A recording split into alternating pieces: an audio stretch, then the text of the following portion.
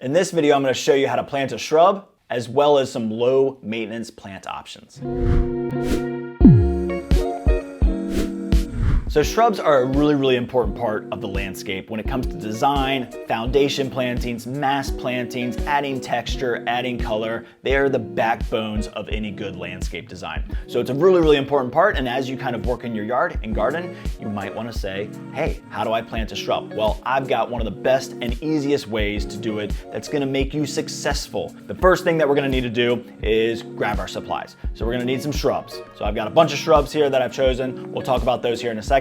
I've got compost. Compost is a really important part of planting any kind of shrub, as well as biotone, perlite, and a shovel. First thing I did was picked out some low maintenance shrubs. These are just some of my favorites. So the first one is a knockout rose. Knockout roses are great. Red blooms, you can get them in different colors. They're very easy to grow. And then Abelia kaleidoscope, one of my all-time favorites. This one only gets about 2 to 3 feet high and wide. Gets white flowers in the summer that the hummingbirds absolutely love. So it's a really good low maintenance option. And then sunshine ligustrum. This might be a newer one that you might not have seen as much. It came out a few years ago. It's a ligustrum. It is evergreen. It can get pretty big. It can get 6 to 7, 8 feet high. It's a really low maintenance, and it's got this great chartreuse color that really adds a lot of texture and color to the landscape. And then Nandina, there are loads of different types of Nandinas out there. This is a firepower Nandina. It turns bright red in the winter. It's one of the smallest options. It's a great low maintenance shrub, but all Nandinas are. And then boxwood. If you're working in a shady spot, boxwood are one of the hardcore, easiest low maintenance plants out there. Slow growing, so you don't have to prune a whole lot.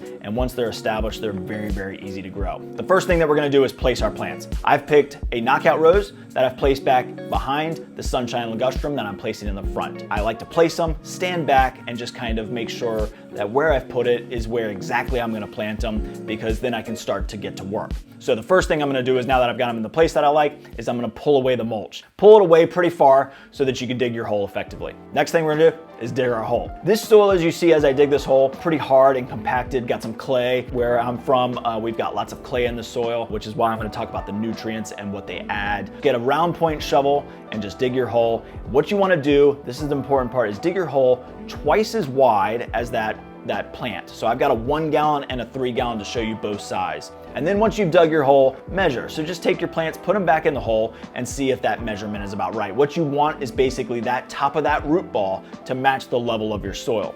Now that we've got it measured out correctly, we're gonna add the amendments. You wanna add amendments to your soil based on your soil type. I've got a hard clay-based soil here, so I want compost. Compost is super important. Compost is gonna add organic matter, which is typically what a hard soil lacks. This is a really nice one. It's got composted bark, and then I'm just gonna pour this all the way around. When you notice when I was digging my hole, I put all of my soil, my native soil is what I'll call that, on the outer edges of the hole.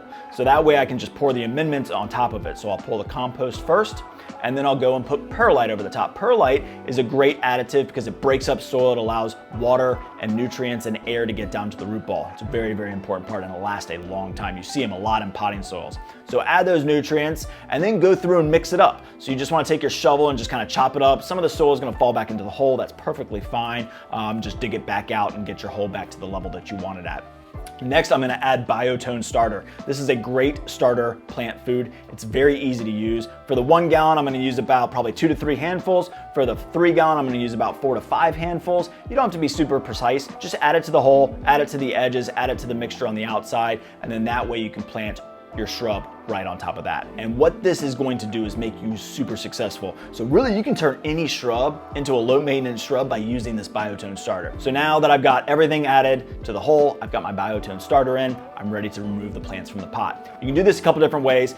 With the sunshine ligustrum, you'll notice that root ball is really nice and tight, and so I can pull it out very easily just by giving it a light tug on the top and a little squeeze on the plastic pot, and that allows it to come loose very easily. The sunshine ligustrum, you'll see, is a good root system, lots of roots on the outside. A lot of people used to use a knife. That's not recommended anymore. So instead of cutting it with a knife, you actually want to use just a stick or your hand. I like to use a little piece of mulch like this and just rub the sides until all of those roots are just kind of hanging out a little bit. The next one is the knockout rose. The knockout rose doesn't quite have as much of a root system, so I want to not disturb it as much. So instead of pulling on the top, I'm going to tip it upside down, kind of put my hand over top of the root ball, and then just kind of let it fall out of the container. Now that it's in the hole, it's the easy part. part. We're gonna take our nice mixed up soil, we're just gonna put it right around the edges of the hole.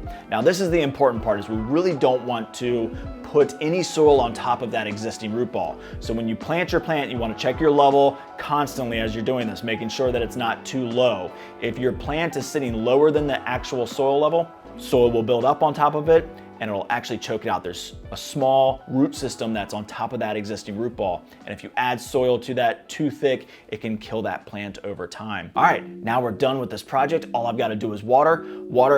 Check out for some future videos. We're gonna do all about watering. There's lots and lots of different techniques out there. But basically now we gotta water about every 2 to 3 days for the next 2 to 3 weeks, a nice deep watering, and you'll be super successful with planting any shrub in your landscape or garden. Thank you for watching this video. Please leave a comment below, and I'll see you in the next video.